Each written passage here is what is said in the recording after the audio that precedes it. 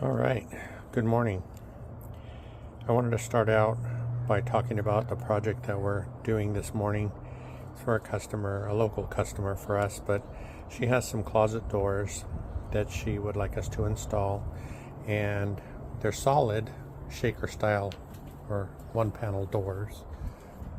They're pretty heavy, so I like to use these wheels. They have ball bearing wheels, and it's pretty strong, so it's going to hold the door nicely.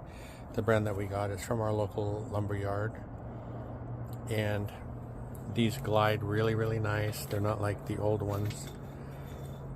I think the old ones would come loose after a while, or the tracks bend really easy. These are nice aluminum tracks. So the couple of things that I think about before we get started is how much space these guys take. It's about 2 inches. So the doors are 80 inches and the opening is 81 and a half. So we're going to end up cutting off a little bit of the door so that we have half an inch of space on the bottom when we're done, and we'll have room for the guides if we decide to use these. These are the door guides that we're going to use. So we'll let you know how that goes. So we got our first track up there. We had to drop the right side down about 1/4 of an inch so this would be level, because these rollers work really nice, and if the track's not level, the doors are going to be drifting from side to side. But we cut this 1.5 inches short. That way we can get the wheels in here easily, and they roll really nice. And when we mount the corresponding part of the bracket to the door, we're going to mount it so it will stop about there on the door, so it won't fall out of the track. And that usually works really well. We're going to cut the other track now and mount it just behind this one. We're going to leave about 1/4 of an inch of space between the tracks just so the doors won't rub. I'll show you that in a minute. So we got our tracks up. Now we got to cut the door. This door we have to cut quite a bit off, almost 3 inches. So it's nice that these doors are solid. You wouldn't want to cut that much off of a hollow core door, because then you'll have a hollow bottom and you have to cut a filler piece and glue it in and touch it up, but these will be no problem. On the top rail is about 4.5 inches, and the bottoms are usually bigger, like this one. Once we cut off what we need to, the bottom will still be bigger, so the door's still going to look nice. It's just that this closet was shorter than normal. The closet was 79 1/4 high. So we're taking 2 inches for our track and our wheels, and I'm taking an extra 1/2 inch to give us a gap in the bottom, enough to fit in the door guide. Also, when I'm cutting, I like to put more of the plate on the saw on the door to keep it steady. If you use the short edge, then, well, I have a tendency to wobble sometimes, but if you have the larger surface on the door, it keeps it flat.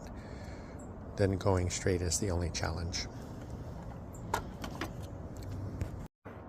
While we're prepping the doors and mounting the hardware, we're going to drill the holes for these pocket pulls. It takes a 2 1/8 inch hole, and we only have to go in about 1/2 of an inch deep, and then we'll set those today for the customer. So now we got the doors hung, and this brings up a point I was going to talk about earlier, that a lot of the jobs we do are what I would call unorthodox, but you can see how the door brackets hang on the screws, and those are adjustable. So if the side walls are out at all, you can adjust it and make it straight. But in this house, they already had baseboards going all the way around into the closet. So once we put our door tracks, our door guides here, we're going to mark the baseboards and cut a notch out for the door to fit in. That way it goes up against the sheetrock. instead of having a space.